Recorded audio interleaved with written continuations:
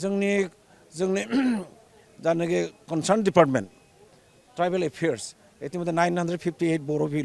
भिलेजेसखौ माने नटिफाइड खालामबाय जोंहा एसे थालांदों बेखौ जों आसा खालामदों 161 गामि थालांदों बे खम समनि गेजेराव जों मोननो हागोन बिदि मोनसे आसा खालाम नाथाय नै बिसायख'थिया फैबाय खिन्थु प्रसेसआव दङ बेबो आरो जोङो बिसायख'थिखौ खुंनो जोङो खावलायबाय थादोंमोन बिथांमोना होनदों जे हाथ'नाय नंथ'ला फैनाय बोसोराव जों थाबैनो खुंगोन बिथांमोना बिसायख'थिखौ खुंगोन होनना बुंदों आसाम लेजिस्लेटिभ एसेमब्लिनि जायनाखि जेनेरेल इलेक्सन बे जोबनायनि उनावनो जोङो बर' कसारि वेलफेयार अट'नमास काउन्सिला बिसायख'थिनि थाखाय मोगा मोगि जानांगोन बेनि थाखाय जानाखि समस्ति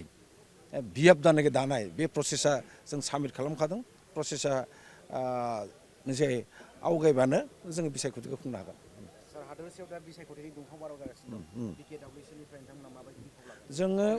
बर' कसारि वेलफेयार अट'नमास काउन्सिला बिजेपि दोलोनिनो सरकार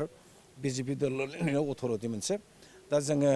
फैनाय बिसायख'थियाव जों बिजेपि दलजोंनो खामानि मावगोन बिजेपि दोलोनोनो जों भट होनो थाखाय खावलायगोन थोंजोङै जोङो हेफाजाब होगोन जिहेतु जों साफा साफा सोद्रोमाबो गोजोन्थों